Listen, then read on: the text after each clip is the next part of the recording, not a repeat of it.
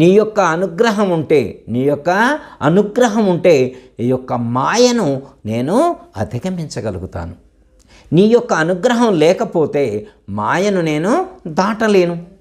మాయ అంటే ఒక విధంగా ఉన్నదాన్ని ఇంకో విధంగా దర్శింపజేస్తుంది.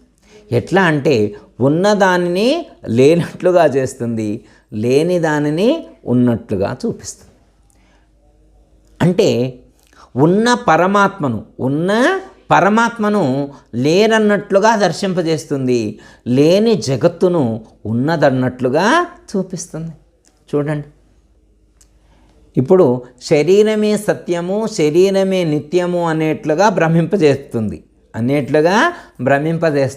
అనేట్లు ఆ మాయలో చిక్కే ఈ శరీరము సత్యము, ఈ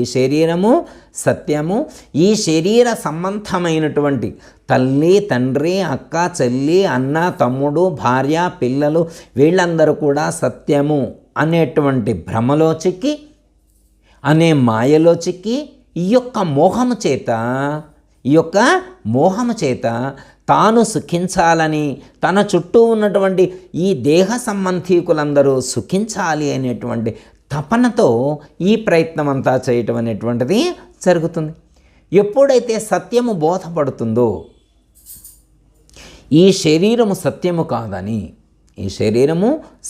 కాదని ఎప్పుడైతే దృఢమవుతుందో అప్పుడు శరీర భావన నశించినప్పుడు, దేహ భావన నశించినప్పుడు దేహ సంబంధీకులు, దేహంతో అటాచ్మెంట్ అయి ఉన్నటువంటి బంధాలన్నీ కూడా ఆ క్షణంలోనే త్రెంపబడతాయి, ఆ క్షణంలోనే నశిస్తాయి. చూడండి, ఆలోచించండి. అంటే దేహభావాన్ని విడిచిపెడితే దేహీభావం అంటే ఆత్మభావం దృఢమవుతుంది. ఎవరికైతే ఆత్మభావం దృఢమవుతుందో ఈ దేహాది జగత్తు మిథ్య అని వాళ్లకు తోచబడుతుంది. అంటే జ్ఞానము, ఆత్మజ్ఞానాన్ని పొందినటువంటి వాడికి ఈ దేహాది జగత్తు మిథ్య అని దృఢమవుతుంది. అందుకే మనం సద్గురువుల యొక్క సన్నిధి చేరవలసినటువంటి అవసరం ఉన్నది. ఈ జ్ఞానాన్ని పొందడం కోసమే మనం సద్గురువుల యొక్క సన్నిధి చేరాలి. సద్గురువుల యొక్క సన్నిధి చేరినప్పుడు వారు మనకు ఈ యొక్క జ్ఞానాన్ని దృఢం చేస్తారు. ఏది సత్యము, ఏది అసత్యము, ఏది నిత్యము, ఏది అనిత్యము అనేటువంటి ఆ జ్ఞానాన్ని మనకు కలిగిస్తారు. మనం ఇప్పటి వరకు కూడా శరీరమే సత్యము అనుకున్నాం, దేహమే సత్యము అనుకున్నాం. కానీ ఈ దేహము సత్యము కాదని చెప్పి మన అనుభవంలోనే తెలుస్తుంది. ఎందుకంటే కాలానుగుణంగా మార్పు చెందుతూ ఉంది. కాలానుగుణంగా మార్పు చెంది చివరకు శరీరము లేకుండా పోతుంది. కానీ శరీరము నశించినా కానీ నశించకుండా ఉండేటువంటి శరీరం ఉన్నది. నవద్వార పురేదేహి అన్నారు. 9 ద్వారాలతో కూడి ఉన్నటువంటి పురమునందు నివసించేటువంటి వాడు దేహి. ఆ దేహి సత్యము, ఈ దేహము అసత్యము. శరీరి సత్యము, శరీరము అసత్యము. ఆత్మ సత్యము, దేహము అసత్యము అనేటువంటి జ్ఞానం దృఢం కావాలి. అంటే మాయ విడిపోవాలి. మాయ అంత తేలిగ్గా విడిపోతుందా? మాయను విడిపించలేరు ఎవ్వరు ధాత్రిన్. ఈ ప్రపంచంలో మాయను సామాన్యులు ఎవ్వరు కూడా విడిపించలేరు. ఎందుకు అంటే ఇది ఆయన యొక్క మాయ. భగవద్గీతలో పరమాత్మ చెప్తారనమాట. మమ మాయా దురత్యయ దైవీహేషి గుణమయీ మమ మాయా దురత్యయ మానేవ ఏ ప్రపద్యంతే మాయాన్నేతాంతరంతితే. 7వ అధ్యాయంలో మనకు పరమాత్మ తెలియజేస్తారు. ఏమంటారంటే ఈ మాయ ఏదైతే ఉన్నదో అది దైవీ గుణములతో దైవీహేష గుణమయీ. ఆ గుణాలు త్రిగుణాలతో ఏర్పడినటువంటిది మాయ అని చెప్పారు. సత్వగుణము, రజోగుణము, తమోగుణము. ఈ యొక్క 3 గుణాలతో కూడి ఉన్నటువంటిది మాయ. ఈ మాయ ఎవరిది అంటే దైవీ సంబంధమైనటువంటిది. మమ మాయ అంటే నా యొక్క మాయ అన్నారు. మామూలు వాళ్ళ మాయ అయితే ఏం కాదు, మనం ఛేదించవచ్చు. కానీ ఈ మాయ ఎవరిది? పరమాత్మ యొక్క మాయ కాబట్టి దాన్ని ఛేదించడం మన వల్ల అవ్వదు. ఏం చేయాలి అంటే దీన్ని ఛేదించాలి అంటే ఆయన యొక్క అనుగ్రహం కావాలి.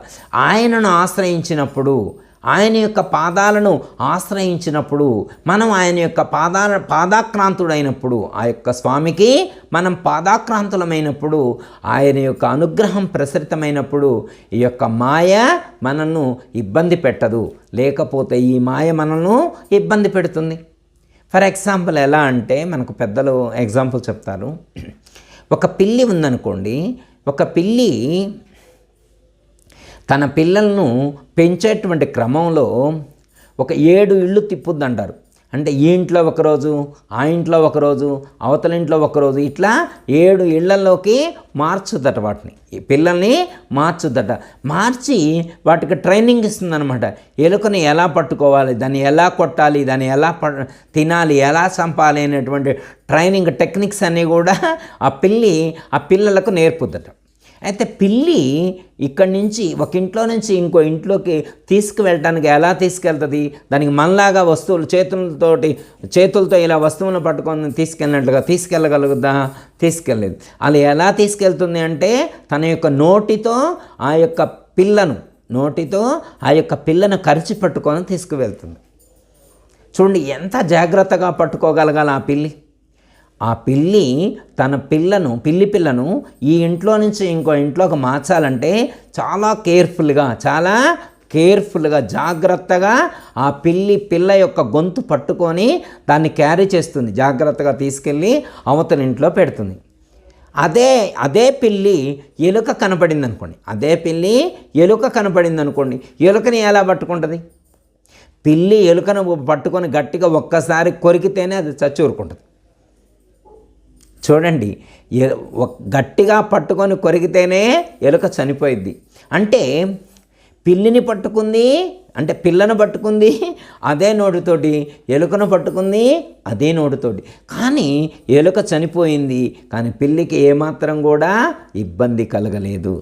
పరమాత్మ యొక్క మాయ కూడా ఎలా ఉంటుందంటే, ఎవరైతే పరమాత్మను ఆశ్రయించి ఉంటారో, పరమాత్మను శరణు కోరుకుంటారో, శరణు వేడుకుంటారో వాళ్ళను ఈ మాయ ఇబ్బంది పెట్టదు. చెప్తున్నారు కదా, మమ మాయ ఏమంటున్నారు? మమ మాయ, అది నా యొక్క మాయ, నన్ను ఆశ్రయించినటువంటి వారిని అది ఇబ్బంది పెట్టదు అని చెప్తున్నారు. మనకి విద్యాప్రకాశానందగిరి స్వాముల వారు కూడా ఒక ఎగ్జాంపుల్ ఇదే చెప్తారు. కుక్కకు సంబంధించిన ఎగ్జాంపుల్. ఒక కలెక్టర్ ఆఫీసులో వర్క్ ఉంటుంది, ఆయనకి వెళ్ళటానికి కుదరక ఇంటికాడే ఉంటారు. అటెండర్కి ఫోన్ చేసి ఫైల్స్ అన్నీ కూడా ఇంటికి తీసుకొని రమ్మంటారు.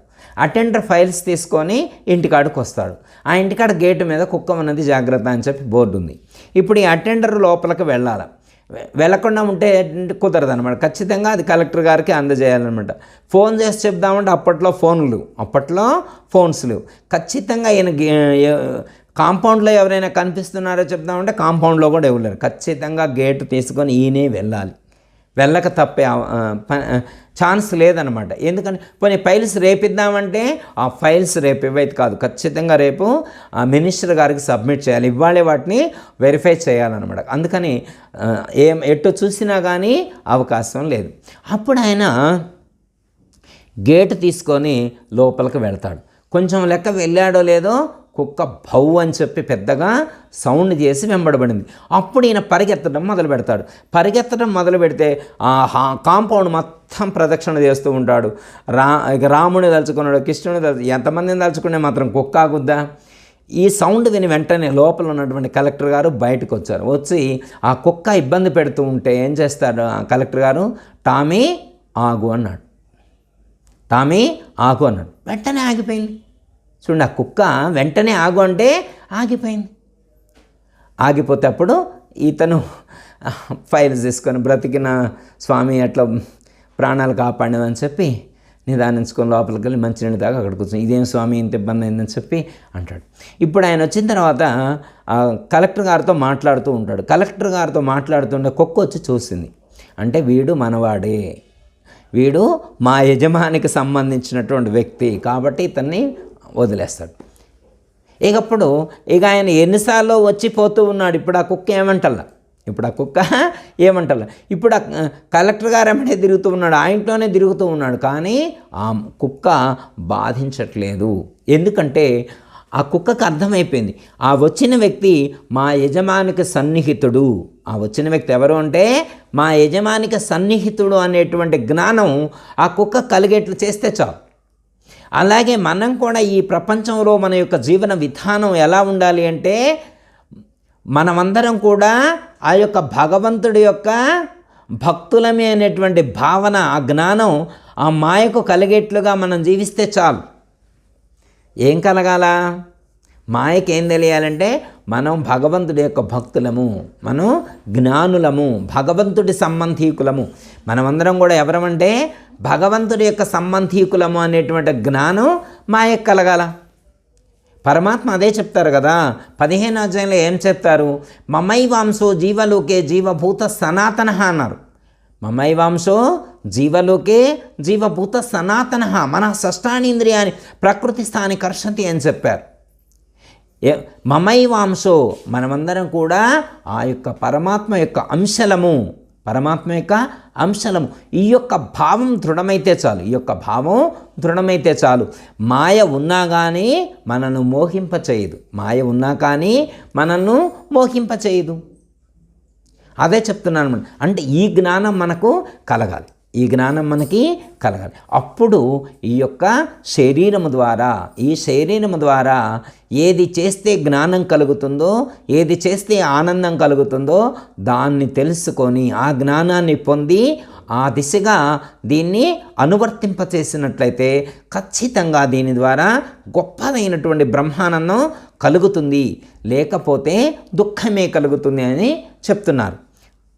మళ్ళొకసారి చరణాన్ని గుర్తు. ఎందుకిస్తేవి జన్మము జగదీశ్వరానా, కెందుకేస్తేవి జన్మము ఎందుకేచితే వయ్య మాయా, మోకితంబై ఉన్న జన్మము పొందు ఎందున లేకపోయే, ఎందు చూచిన దుఃఖమాయే. అంటే ఈ యొక్క శరీరాన్ని మాయా మోహముతో కూడి ఉన్నటువంటి ఈ యొక్క శరీరాన్ని తీసుకొని ఏదో సాధించుదామని వెళ్ళాడు. అంటే మాయను గుర్తించకుండా, మాయను విడవకుండా మోహము విడిపోదు. అందుకే మాయా మోహమును విడిచినటువంటి వాడు మాత్రమే ఆ యొక్క ఆనందాన్ని పొందుతాడు. దీని ద్వారా ఏదైనా పొందాలి అంటే, ఈ శరీరము ద్వారా ఏదైనా ఒక గొప్పదనాన్ని, ఒక గొప్పదైనటువంటి ఆనందాన్ని పొందాలి అంటే మాయను మోహాన్ని అధిగమించాలి అని చెప్తాడు. పొందు ఎందున లేకపోయే, ఎందు చూచిన దుఃఖమాయే, ఎందుకిస్తేవి జన్మము. చూడండి, దీని ద్వారా ఏది పొందాలి, దేన్ని పొందడం కోసం ఈ శరీరం ఇవ్వబడింది అనేటువంటి జ్ఞానం సాధకుడికి తెలియాలి. చూడండి, ఆలోచించండి. మనం ఉన్నామనుకోండి, మనకు ఈ శరీరం ఇవ్వబడింది, శరీరం ఇవ్వబడింది. ఇది ఎందుకోసం ఇచ్చారు అనేటువంటి జ్ఞానం మనకుందా? దేన్ని పొందడం కోసం ఈ శరీరం ఇవ్వబడింది? మనకు దేన్ని పొందడం కోసం ఈ శరీరం ఇవ్వబడింది అంటే మనం ఏం చెప్తామండి? ఈ ప్రపంచంలో ఉన్నటువంటి వాళ్ళని మీరు ఎవరినైనా వెళ్ళి అడగండి, అయ్యా ఈ శరీరం నీకు ఎందుకోసం ఇవ్వబడింది అంటే ఏమని చెప్తారు? ఒకటి, ధనాన్ని సంపాదించటం కోసం. 2, సుఖాన్ని పొందటం కోసం. 2 ఆప్షన్స్. ఒకటి ధనం కావాలి, 2 సుఖం కావాలి. మెయిన్ కాన్సెప్ట్ ఏంటంటే సుఖాన్ని పొందడం కోసం శరీరం ఇచ్చారు. ఎందుకు ఇచ్చారు? శరీరం ఎందుకు ఇవ్వబడింది అంటే సుఖాన్ని పొందడం కోసం. సుఖం ఎలా వస్తుంది? ధనం ద్వారా వస్తుంది. దట్స్ ఆల్, ఇంకా అయిపోయాయి. అంటే శరీరంతో దేన్ని పొందుదామనుకుంటున్నారు అంటే సుఖాన్ని పొందుదామనుకుంటున్నారు.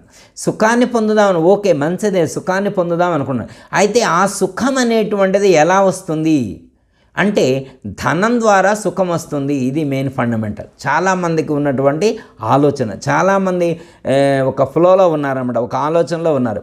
ఈ ప్రపంచంలో సుఖాన్ని పొందాలి అంటే ధనం తప్ప రెండో మార్గం లేదు.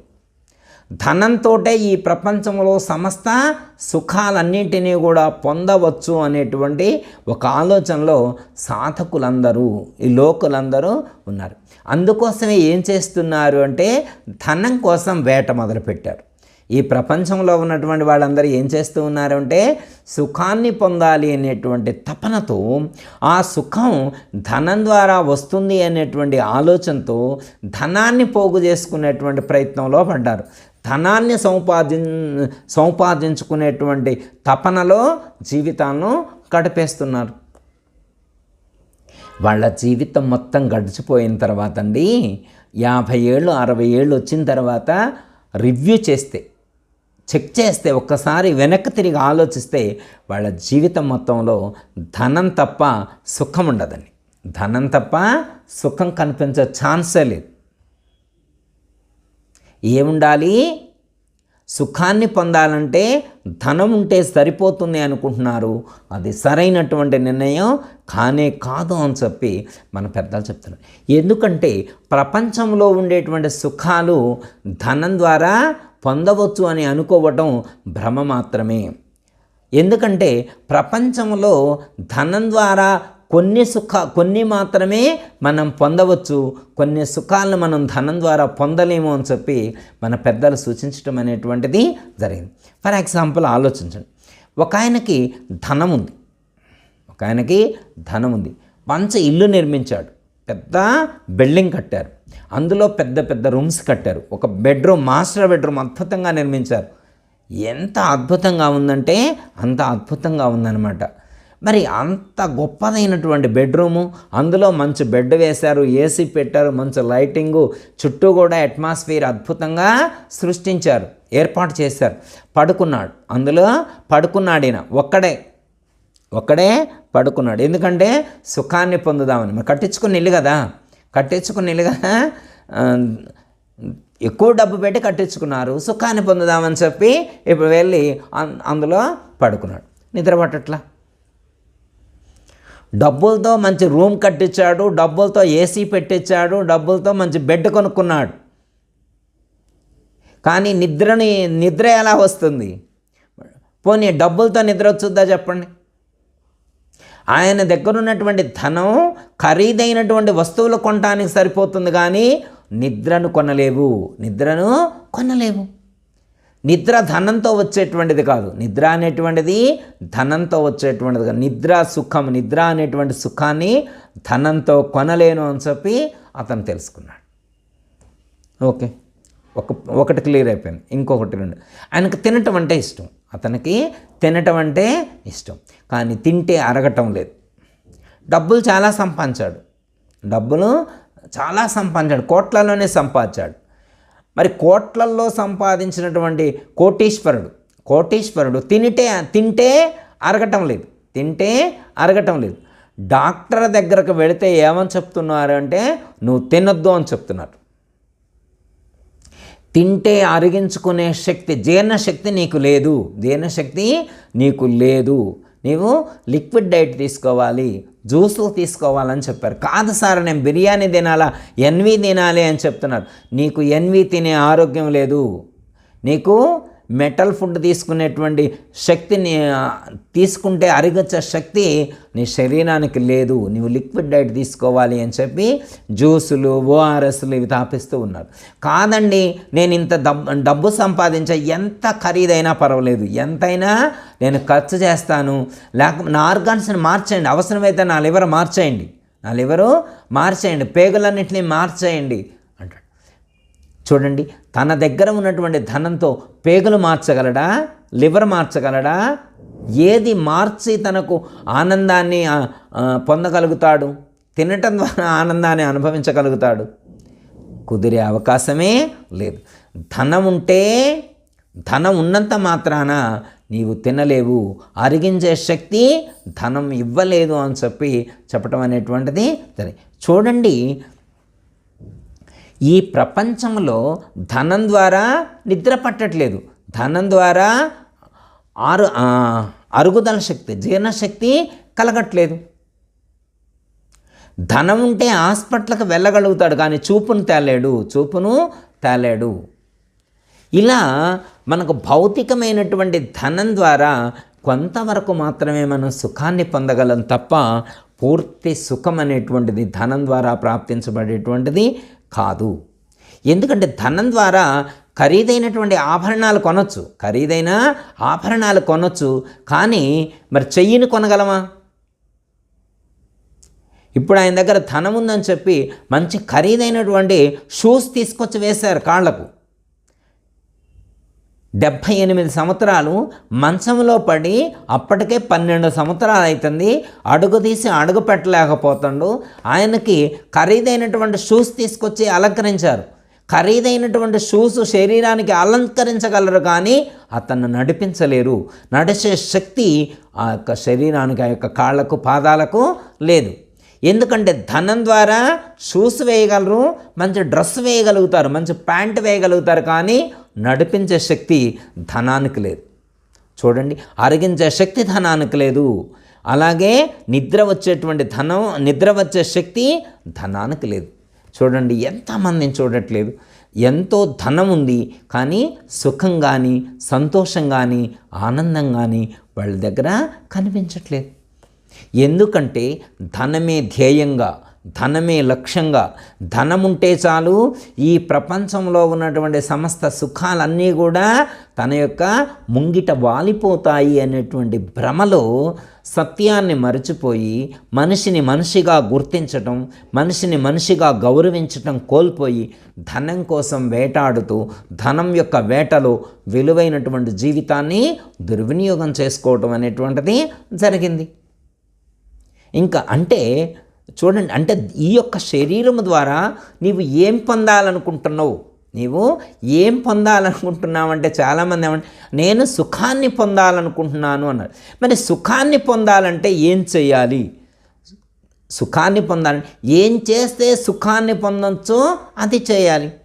ఏమి చేయటం ద్వారా సుఖం కలుగుతుందో, ఏ సాధన చేస్తే, దేన్ని సంపాదిస్తే సుఖం కలుగుతుందో, ఆనందం కలుగుతుందో దాన్ని నీవు సంపాదించు అని చెప్పి మన పెద్దలు సూచించటం అనేటువంటిది జరుగుతుంది. సుఖాన్ని పొందడానికి, సంతోషాన్ని పొందడానికి మొట్టమొదటి సాధకుడు కావాల్సింది తృప్తి, సంతృప్తి ఉండాలండి. తృప్తి లేనటువంటి వాడికి ఈ ప్రపంచం అంతా రాసిచ్చినా కానీ వాడికి సంతోషం అనేటువంటిది, ఆనందం అనేటువంటిది కలగదు. మనకు తెలుసు, ఎప్పుడు మనకు పెద్దల నాయన గారు చెప్పేవారు యయాతి మహారాజు గురించి. ఎవరి గురించి? యయాతి మహారాజు గురించి. యయాతి మహారాజు 100 సంవత్సరాలు సుఖాలు అనుభవించాడు. హ్యాపీగా 100 సంవత్సరాలు హ్యాపీగా సుఖాలు అనుభవించాడు. తర్వాత శరీరం దశలిపోయింది, బలం తగ్గింది. బలం తగ్గినప్పుడు సుఖాలు అనుభవించేటువంటి శక్తి కూడా తగ్గిపోయింది. ఇంతకు ముందులాగా సుఖాలు అనుభవించలేకపోతుంది. ఎందుకంటే శరీరంలో వృద్ధాప్య ఛాయలు కొట్టొచ్చినట్లుగా కనపడుతుంది. అంటే శరీరానికి వృద్ధాప్యం వచ్చింది. అందుకనే ఆ యొక్క వృద్ధాప్యమైనటువంటి శరీరంతో సుఖాన్ని సరిగా పొందలేకపోతున్నాడు. కానీ ఇంకా ఆయనకు సుఖాన్ని పొందాలనేటువంటి తపన, ఆలోచన, కోరిక బలంగా ఉంది. ఆ కొడుకులను పిలిచి అడుగుతారు, అయ్యా నాకు ఇంకా సుఖంగా ఉండాలనుంది, ఇంకా నాకు ఈ ప్రపంచంలో సుఖాలు అనుభవించాలని చెప్పి బలంగా ఉంది, నా కోరిక బలంగా ఉంది, ఎవరైనా నాకు సహకరించి ఇంకా కొంతకాలం నేను సుఖాలు అనుభవించేట్లుగా ఎవరైనా చెయ్యండి అని చెప్పి అడుగుతారు. అడిగితే అక్కడ ఆ రాజుగారి యొక్క ఆస్థానంలో ఉండేటువంటి గురువుని తీసుకొచ్చి ఈయన గారితో మాట్లాడిస్తారు, చెప్తారనమాట. ఆ గురువు గారు యయాతి మహారాజు తన ఆస్థానంలో ఉన్నటువంటి ఋషులకు సూచిస్తారు, అయ్యా నాకు ఇంకా కొంతకాలం జీవించాలని ఉంది, ఏమైనా తరుణోపాయం ఉందా అని చెప్పి అడుగుతారు. అడిగితే అప్పుడు వాళ్ళు చెప్తారు, అయ్యా తరుణోపాయం ఒకటి ఉంది, మేము శాస్త్రాలలో ఒక ఉపాయాన్ని కనిపెట్టాం, ఎవరైనా కానీ వాళ్ళ యొక్క ఆయుష్ను మీకు ధారపోస్తే, మీకు యవ్వనం వచ్చేట్లుగా మేము మంత్ర ప్రక్రియ ద్వారా ఒకటి మేము చేయగలుగుతాము అని చెప్పి ఆ ఋషులు చెప్తారు. అప్పుడు వాళ్ళ కుమారులను పిలిచి అడుగుతారు, అయ్యా నాకు ఇంకా సుఖాలు అనుభవించాలనుంది, ఎవరైనా మీ యవ్వనాన్ని దానం చేస్తారా అంటే యయాతి కుమారుల్లో ఒక కుమారుడు వచ్చి, నాన్నగారు నా యొక్క యవ్వనాన్ని మీకు ఇస్తాను, మీరు తీసుకొని హ్యాపీగా సుఖాన్ని అనుభవించండి అని చెప్పి చెప్తారు. చెప్తే అప్పుడు ఆ ఋషులు వాళ్ళ యొక్క యయాతి మహారాజు యొక్క కుమారుడు యొక్క యవ్వనాన్ని ఈ యొక్క యయాతి మహారాజుకి ట్రాన్స్ఫర్ అయ్యేట్లుగా వాళ్ళు ఒక ప్రక్రియ చేస్తారు, యోగ ప్రక్రియ ఒకటి చేస్తారు. ఆ చేయటం ద్వారా ఆ పిల్లవాడి యొక్క ఆయుష్ ఈ యొక్క యయాతి మహారాజుకు ప్రాప్తించి యయాతి మహారాజు మళ్ళా తిరిగి యవ్వనవంతుడు అవుతాడు. అలా తిరిగి యవ్వనవంతుడైన తర్వాత మళ్ళీ సుఖాలు అనుభవించడం అనేటువంటిది ప్రారంభిస్తాడు. అలా సుఖాలు అనుభవించడం ప్రారంభించిన తర్వాత అనుభవిస్తూ ఉంటాడు. ఎన్ని సంవత్సరాలు? జీవించి ఉన్నంతకాలం సుఖాలు అనుభవిస్తూనే ఉంటాడు. అయిపోయింది. మళ్ళీ వృద్ధాప్యం వచ్చింది. అంటే ఒక జనరేషన్ అనుభవించాడు, రెండో జనరేషన్ కూడా అనుభవించాడు. దాదాపు ఒక 200 సంవత్సరాలు జీవించారు యయాతి మహారాజు. 200 సంవత్సరాలు జీవించిన తర్వాత యయాతి మహారాజు ఈ లోకానికి ఒక మెసేజ్ ఇచ్చారు. ఈ ప్రపంచంలో ఉన్నటువంటి సుఖాలు అని అనుకునేటువంటివి విషయ సుఖాలు ఏవైతే ఉన్నాయో, ఈ ప్రపంచంలో ఉన్నటువంటి విషయ సుఖాలు అనేటువంటివి ఏవైతే ఉన్నాయో అవి 100 సంవత్సరాలు కాదు, 200 సంవత్సరాలు 200 సంవత్సరాలు నేను అనుభవించా, అయినా కానీ ఇక చాలు అని తృప్తి అని అనిపించట్లేదు. కాబట్టి ఈ యొక్క ఇంద్రియాలు, ఈ యొక్క విషయ సుఖాలు అనేటువంటివి 200 సంవత్సరాలు కాదు, 1000 సంవత్సరాలు కాదు, 2000 సంవత్సరాలు అనుభవించినా కానీ అవి తృప్తి చెందవు. 2000 సంవత్సరాలు అనుభవించినా కానీ తృప్తి చెందవు. ఇంకా సుఖాలు అనుభవించాలి అనేటువంటి తపన, ఆ కోరిక మిగిలే ఉంటుంది. ఇక చాలు, ఇక అనుభవించినటువంటిది చాలు అని సంతృప్తి పడేటువంటి పరిస్థితి ఉండదు అని చెప్పి యయాతి మహారాజు ఈ లోకానికి ఒక మెసేజ్ ఇవ్వటం అనేటువంటిది, ఒక సందేశం ఇవ్వటం అనేటువంటిది జరిగింది. ఓకే, అర్థమైంది కదండి. అంటే ఈ ప్రపంచంలో మనం సుఖాన్ని పొందుదామని చెప్పి ఈ తొడుగునేసుకొని వెళ్తూ ఉన్నాం, శరీరాన్ని తీసుకొని వెళ్తూ ఉన్నాం, కానీ దీని ద్వారా సుఖం లభించట్లేదు. ఎంత అనుభవించినా కానీ తృప్తి తీరటం లేదు అని చెప్పి యయాతి మహారాజు చెప్తున్నారు. అందుకే ఈ శరీరం ద్వారా దేన్ని పొందితే ఆనందం కలుగుతుందో దాన్ని పొందేటువంటి ప్రయత్నం చేయాలని చెప్పి మన పెద్దలు సూచించడం అనేటువంటిది అట్టి ఆనందాన్ని పొందేందుకు ఈ యొక్క శరీరాన్ని వినియోగించాలి. ఈ శరీరం ద్వారా చేయవలసినటువంటి సాధన లౌకికమైనటువంటి విషయ సుఖాలు పొందటం కోసం కాదు, దివ్యమైనటువంటి ఆనందాన్ని ప్రసాదించేటువంటి ఆ యొక్క పరమాత్మను ఆశ్రయించి ఆ యొక్క పరమాత్మ స్వరూపాన్ని అనుభూతి చెంది దివ్యమైనటువంటి ఆనందాన్ని అనుభవించాలి అని చెప్పడం అనేటువంటిది జరుగుతుంది. ఓకే, ఈ శరీరం ద్వారా దేన్ని పొందాలి అంటే బ్రహ్మానందాన్ని పొందాలి. బ్రహ్మానందం ఎక్కడ లభిస్తుంది? ఆత్మానందం ఎక్కడ లభిస్తుంది? ఆత్మ ద్వారా ఆత్మానందం లభిస్తుంది, బ్రహ్మము ద్వారా బ్రహ్మానందం అనేటువంటిది లభిస్తుంది. ఒక క్లారిటీ వచ్చింది కదండి. ఈ శరీరం ద్వారా దేన్ని పొందాలి అంటే, ఆనందం కావాలి అంటే ఈ శరీరం ద్వారా ఏం చేస్తే ఆనందం కలుగుతుందో అది చేయాలి. ఏం చేస్తే ఆనందం కలుగుతుందో ఆ యొక్క సాధన ఈ యొక్క శరీరం ద్వారా చేసేటువంటి ప్రయత్నము చేయాలి అని చెప్పి ఇక్కడ పెద్దలు సూచించడం అనేటువంటిది జరిగింది.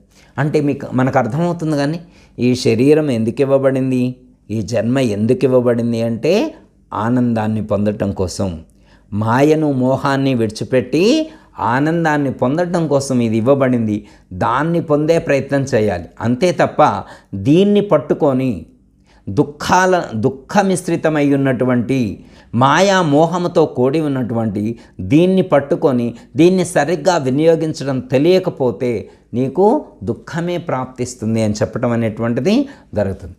ఎందుకిస్తివి జన్మము జగదీశ్వరాన్న, కెందుకిస్తివి జన్మము, ఎందుకే చితివయ్య మాయ మోకితం వయ్యున్న జన్మము, పొందు ఎందున లేకపోయే ఎందు చూచిన దుఃఖమాయే, ఎందుకిస్తివి జన్మము.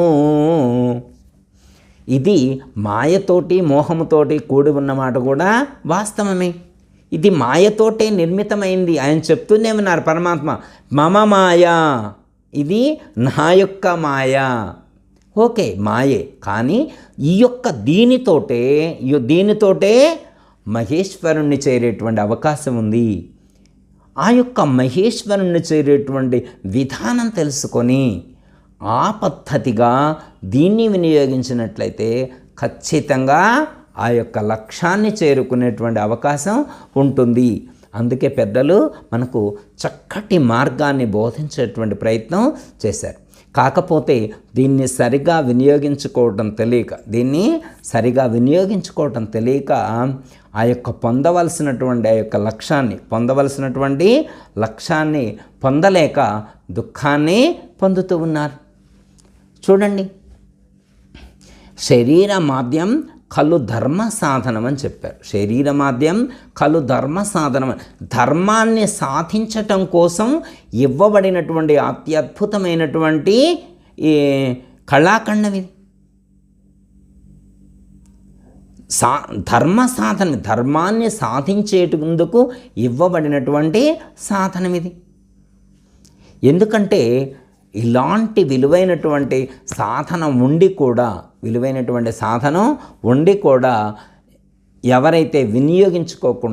ఎవరైతే సరిగ్గా వినియోగించుకోకుండా ఉంటారో వాళ్ళు దుఃఖాన్ని పొందుతున్నారు. ఎవరైతే సరిగ్గా వినియోగించుకుంటారో వారు ఆ యొక్క లక్ష్యాన్ని చేరుకొని ఆ యొక్క దైవానుగ్రహాన్ని పొంది దివ్యమైనటువంటి ఆనందాన్ని, అనుభూతిని పొందుతున్నారు. అందరికీ జై గురు. మరిన్ని ఆధ్యాత్మిక రహస్యాల కోసం అచల బోధ, ఆత్మబోధ, భగవద్గీత, అలాగే పండుగల్లో దాగిన అర్థాలు, అంతరార్థాల కోసం మరియు యోగము, ధ్యానము మొదలైన అనేక ఆధ్యాత్మిక తెలుగు ప్రవచనాల కోసం క్రింద ఉన్నటువంటి రెడ్ కలర్ సబ్స్క్రైబ్ బటన్ను క్లిక్ చేయండి. అలాగే ప్రక్కనే ఉన్నటువంటి గంట సింబల్ను నొక్కండి. అలాగే ఈ వీడియో మీకు నచ్చినట్లయితే లైక్ చేయండి మరియు షేర్ చేయండి. జై గురు.